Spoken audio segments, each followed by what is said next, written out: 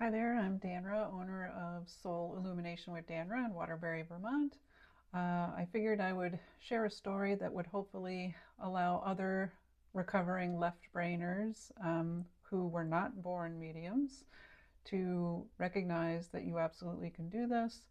And the path might not be obvious now, but it certainly might open up for you. And I would encourage you to follow those breadcrumbs from universe because it's led me in a crazy wild ride this past year since it started. So I'm recording this in mid-January of 2026, and less than a year ago I started my spiritual awakening, and it was at a point where I was at a very low dark night of the soul type period.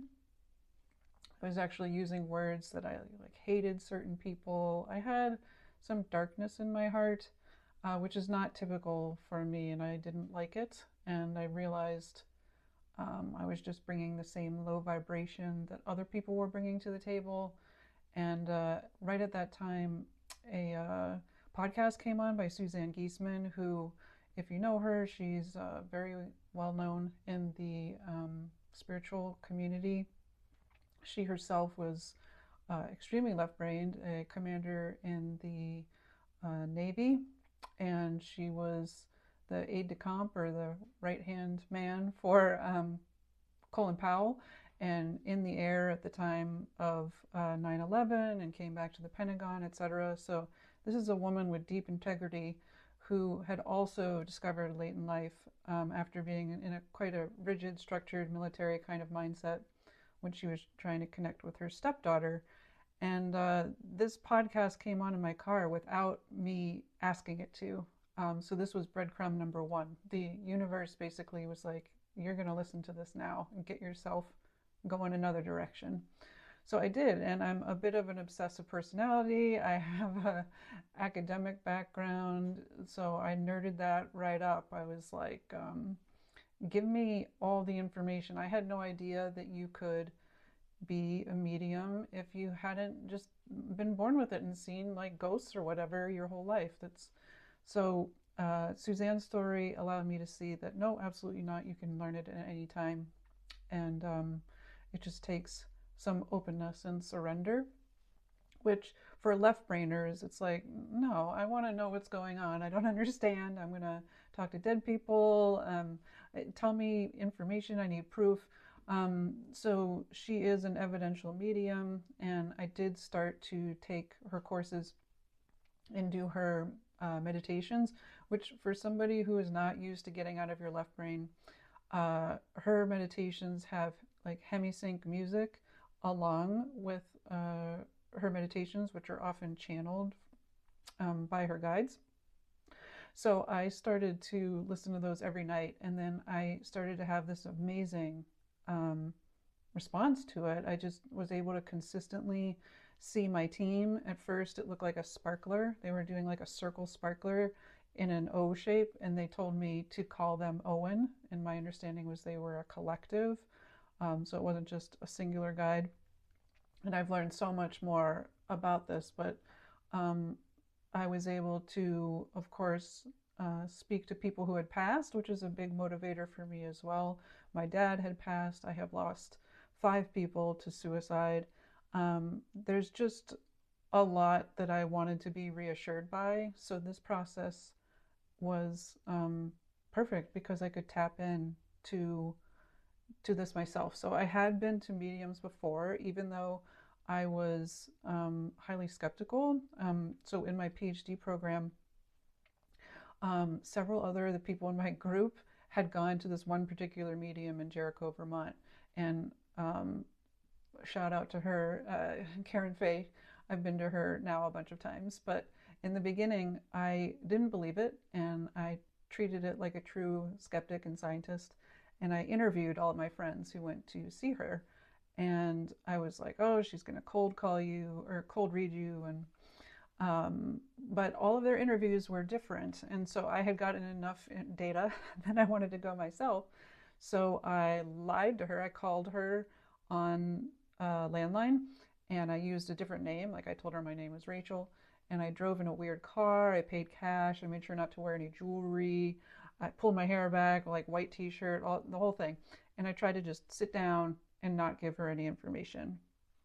And sure enough, the first thing that she said was, okay, 777, does that mean anything to you? She had asked me to bring a deck of cards, and she had put them out on the table, and that's what she pulled first. And 7 is my lucky number. I was born on the 1st of 1977. It's the last 3 digits of my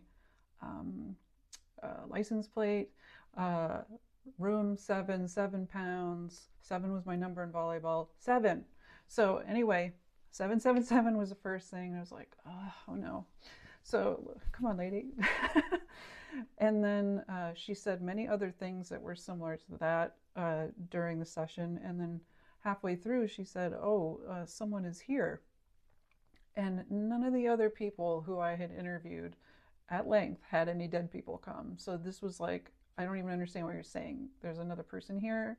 She's like, yeah, she looks like you, young, similar hair color.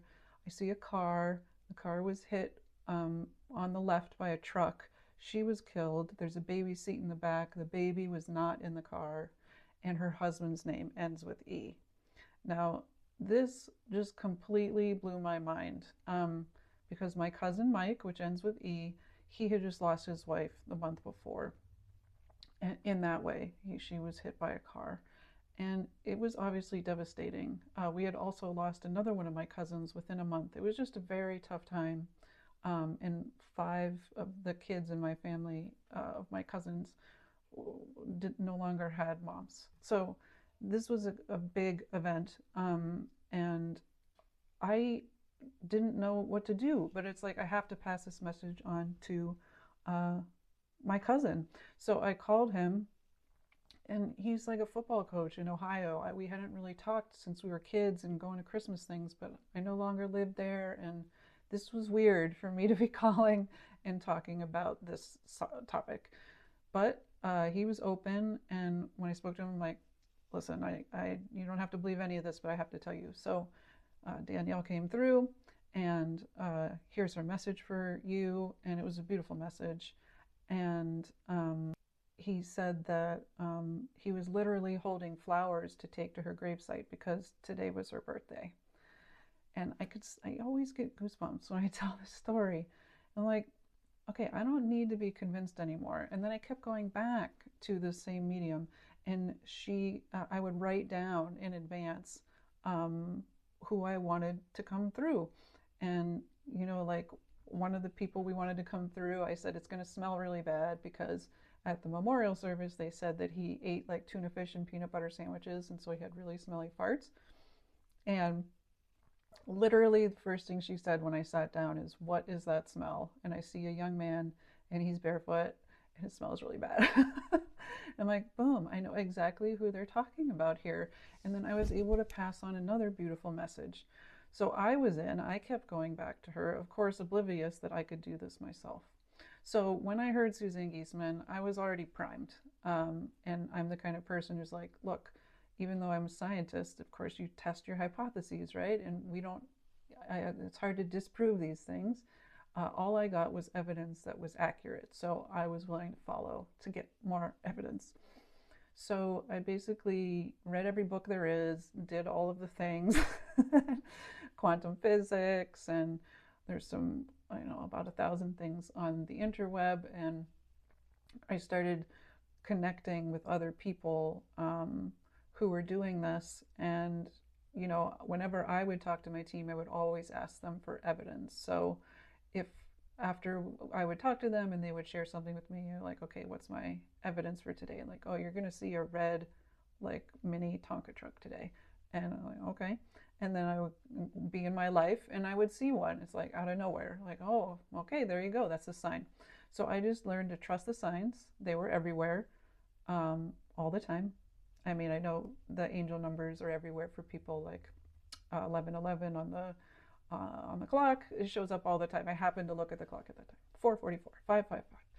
Got it. It's like a little hug from the team. So I went and saw Suzanne in person at Omega, and here are the series of events that have got me to this place because the universe lined it up perfectly. So I heard Suzanne's podcast. I then started a little spiritual Avengers group here in Vermont. And a member of that group was presenting at a conference, a woo-woo conference, I'll say. And he said, anybody can come for free. So, of course, I'm eating everything up, so I'd love to go here. I was in the conference. The very first event I attended, they did a random pull, and somebody would win a prize. And I never win prizes. And I was the name that was called. And I won Erin Tuller. She's absolutely amazing. A somatics course with her. And I didn't even really know what somatics is. And it was like your body. And I think I didn't know a lot about it because I probably spent most of my life dissociating out of my body. So this was very important and helpful that I was able to get this guidance at that particular time when my guides, after our initial kind of bliss phase, where I was talking with them all the time, amazing stuff, amazing information, they kind of simmered down. And I thought I was in this like void. And really, I think they were just letting me do the work that I needed to do to upgrade to the next level. So the somatic work with Erin was a big part of that. And then, so I wasn't supposed to be at that conference. And then I got into that class. And then I was at Omega for Suzanne Giesemann's. And I just went to the bathroom while I was at Omega. I came out and I didn't think I knew anybody there except for my friends who I came with 2 friends. That's a whole other story. That was incredible synchronicities. I'll save that if I can remember at the end. But I'm coming out of the bathroom and a woman says, Danra?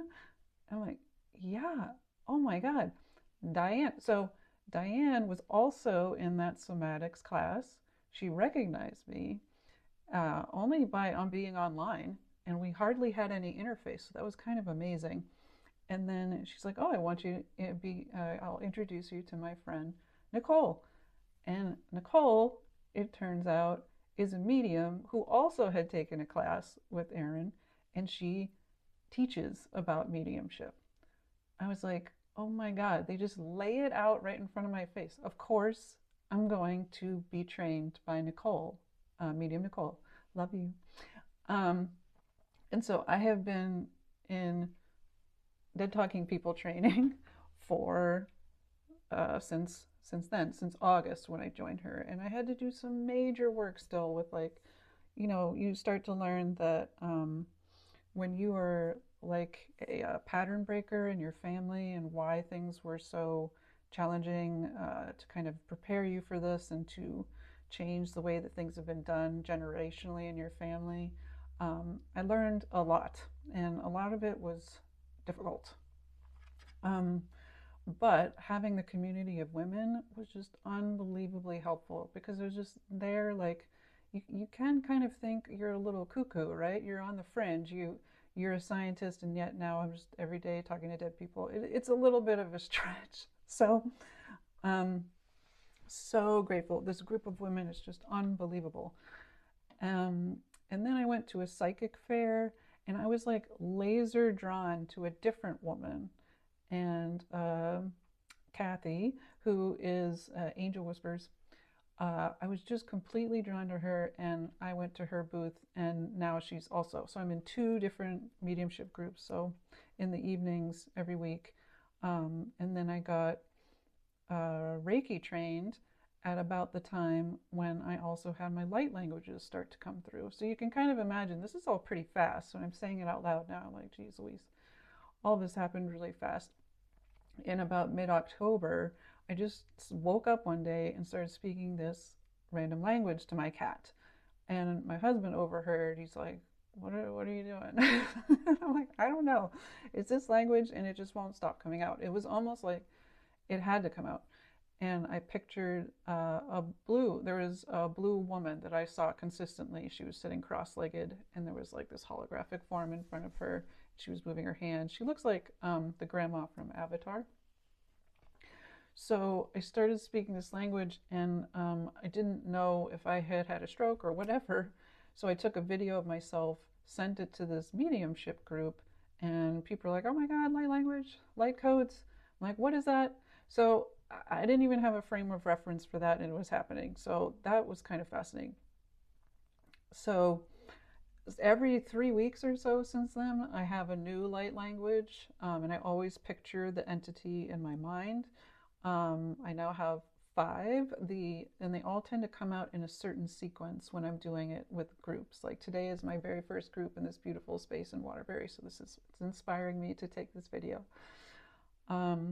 So I now shared the light language in both of my mediumship groups. My Reiki teacher invited me to do it on the winter solstice, which was beautiful. And the library here is allowing me to share this. I'm just very grateful that people are on board. Now, not everybody was on board. Once I started doing this, it was too much for many people who had known me in a different way for 30 years. So I did lose some key, substantial friendships. That was devastating. And I had to learn and accept that, this is my path, this is their path. And it didn't deter me from going, but just to say, there's always these peaks and valleys with this. So it seems like I get thrown into a bliss stage and then right back into a dark night of the soul and then back and forth. So at this stage, there's these beautiful communities that I'm in, the little Avengers group that I've got, the 2 mediumship groups, and we've had little like side shoot conversations where we stay in touch with the women in between. And I'm now starting a community here in Vermont, and I just think that it's the most beautiful thing in the world. I've never felt more happy. My husband is like, well, I don't care what this is. Like, you are so joyful. And I feel so uplifted, and like, this is what I was meant to do. And the universe unlocked it for me this year. And the light language is this beautiful, like, I feel like it's a gift from them to unlock ourselves, clear ourselves. And I just feel really grateful and lucky to be, a vessel for that, or to be able to share that with people. So, all right, so to your left brainers, this is all I'm saying is that maybe it's time to keep your mind open, even if you're kind of rigidly stuck somewhere.